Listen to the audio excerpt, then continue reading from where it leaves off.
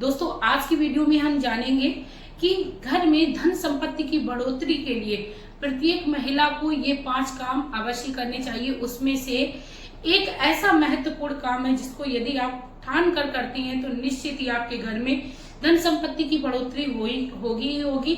साथ में आपके घर में यश कीर्ति भी बढ़ने लगेगा। दोस्तों प्रत्येक घर में भगवान ने महिला के रूप में, चाहे वे पत्नी हो, बहन हो, माँ हो, के रूप में लक्ष्मी को भेजा है। लक्ष्मी ही हमारे घर में धन संपत्ति को बढ़ाती है, लेकिन अब महिलाओं के हाथ में है कि उन्हें अपने घर में सुख समृद्धि को बढ़ाना है या फिर घटाना है, क्योंकि महिलाएं ही हमारे घर में ऐसे कार्यों को करती हैं जिससे दिन दूनी रात चौगुनी तरक्की होने लगती है। महिलाओं की कर्मों के द्वारा ही घर में तरक्की होते होते रुक जाती है। तो वो कौन से 5 काम है, उन सभी को आज की वीडियो में मैं आप लोगों से शेयर करूंगी। वीडियो के एंड तक बने रहिएगा।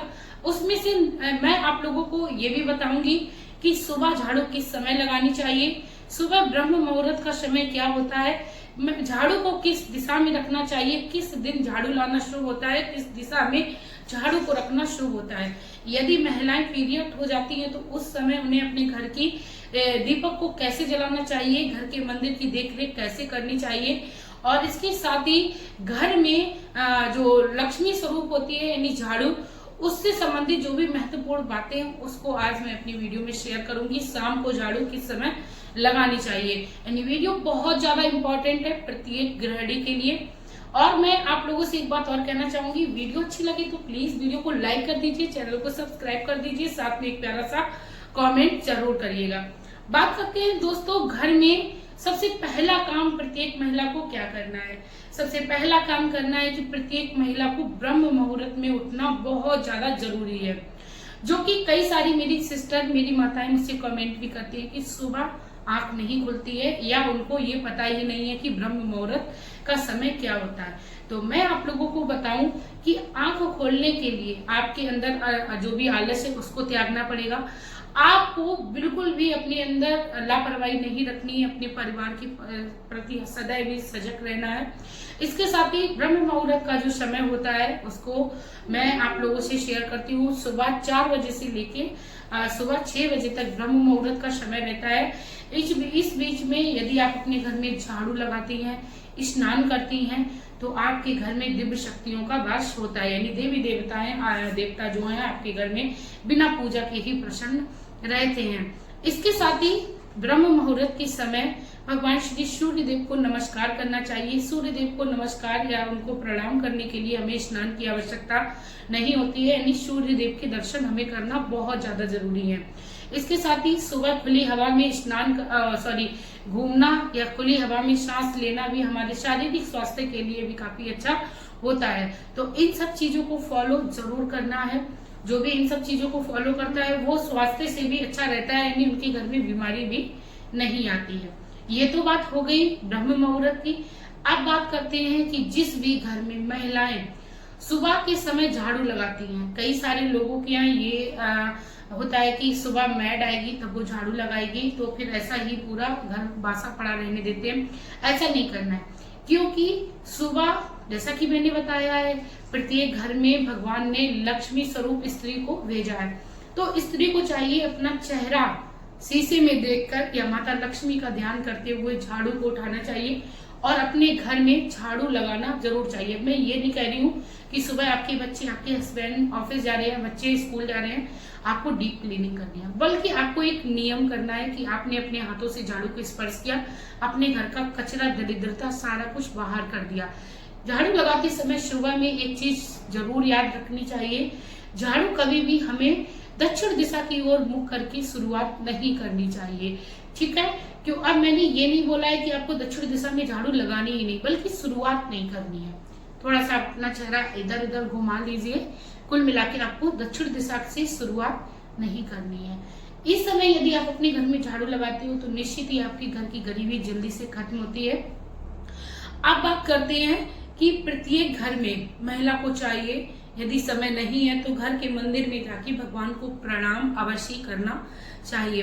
कई सारे लोग जल्दी जल्दी में रहते हैं तो भगवान के मंदिर में जाना उचित ही नहीं समझते, क्योंकि उनको लगता है कि और कोई और सदस्य जाके पूजा कर लेंगे। लेकिन यदि घर की स्त्रियां पूजा पाठ करती हैं तो भगवान उनसे ज्यादा प्रसन्न रहते हैं, माता लक्ष्मी आशीर्वाद अपना बनाती है।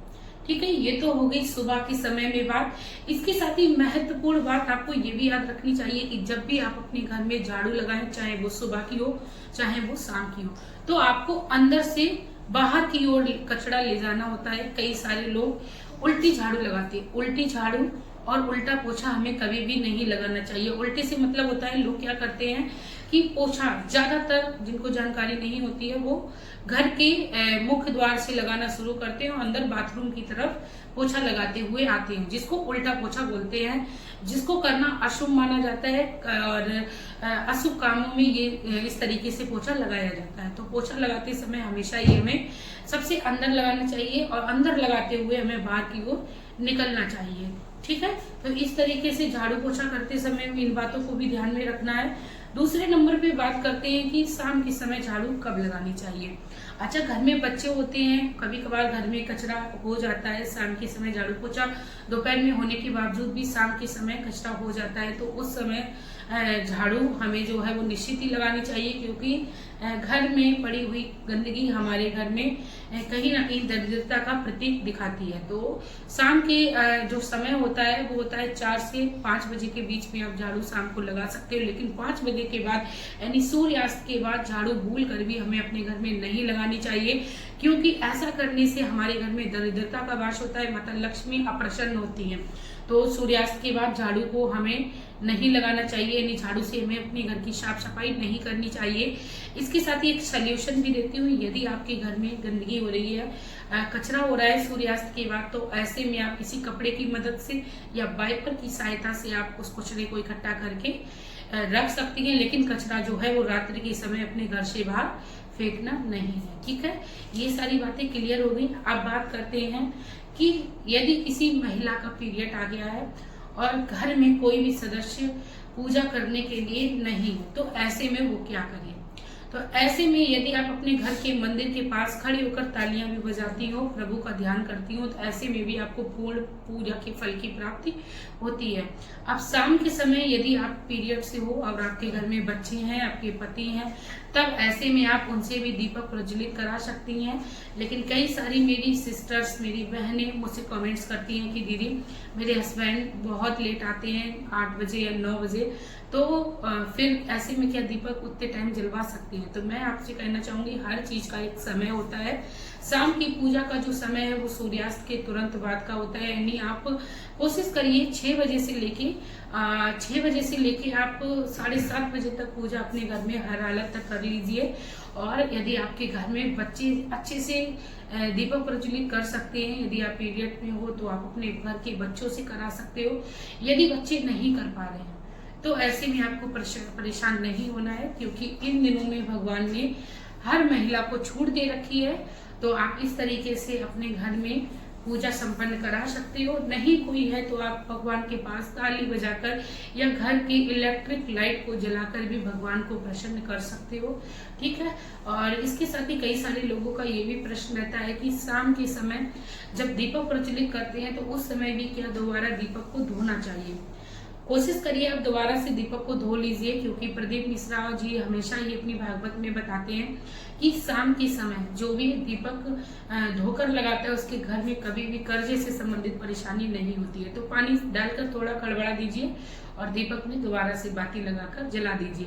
कई सारे लोग कहते हैं कि दीपक किस चीज से जलाना चाहिए, तिल के तेल का या सरसों के तेल का या शुद्ध घी का। तो आपकी जो भी सामर्थ्य है, यदि आपके पास सामर्थ्य है तो आप शुद्ध घी का दीपक जला सकते हो, तिल के तेल का भी जला सकते हो, और नहीं तो आप सरसों के तेल का भी दीपक जला सकते हो। कुल मिला के शाम को आपको भगवान के मंदिर में दीपक जलाना है, यदि आप जलाने योग्य हो तो। ठीक है, और इसके साथ ही इम्पोर्टेंट बात, पीरियड के दौरान महिलाओं को कितने दिनों में पूजा शुरू करनी चाहिए। तो मैं आप लोगों को बताऊंगी, हमेशा ही 7 दिनों में पीरियड के बाद, यानी पीरियड जब हमारे 7 दिन हो जाते हैं उसके बाद ही हमें अपने घर के मंदिर में जाना चाहिए। किसी भी तरीके की पूजा में हमें भाग लेना चाहिए, भगवान को स्पर्श करना चाहिए या भगवान की चीजों को स्पर्श करना चाहिए। 7 दिन से पहले हम अशुद्ध होते हैं, यानी पीरियड के दौरान कुल मिला के हमें 7 दिन का विचार करना चाहिए। कई सारे लोग कहते हैं कि माता की पूजा 5 दिन के बाद करी जा सकती है। बिल्कुल करी जा सकती है, यदि आप 2 या 3 दिन में बिल्कुल फ्रेश हो जाते हो, आपको किसी भी तरीके की मासिक प्रॉब्लम नहीं हो रही है, तो आप उस दौरान आप 5 दिन में पूजा कर सकते हो। ऐसा नहीं करना है कि आपको 5वें दिन मासिक धर्म की प्रॉब्लम है और अपने बालों को आप सोच रही हो धोके माता की पूजा कर लोगी, तो ऐसा नहीं किया जा सकता है। कुल मिला के आप 7 दिन का विचार करिए यदि आपसे हो रहा है तो। और कोई बहुत बड़ी पूजा है जो साल की पूजा होती है, जैसे होली, दीपावली और बहुत सारी ऐसी साल की पूजा होती है जो साल में एक बार होती है, उस समय आप 5वें छठे दिन अपने बालों को धोकर पूजा कर सकती हो।